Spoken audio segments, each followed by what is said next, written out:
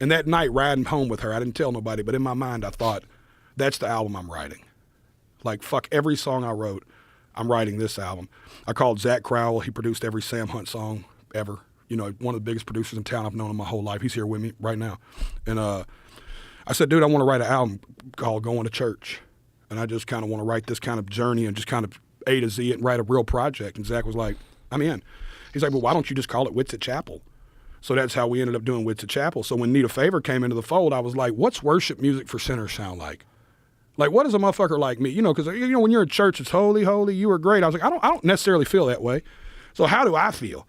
You know what I mean? And then it was like, only talk to God when I need a favor. You know, and I was like, we got to build it with a choir and big production. I want that old stomp, clap, you know, that old church feel. And I want to bring like that vibe of that church, you know, into the and the whole thing is the whole album is built on that vibe of like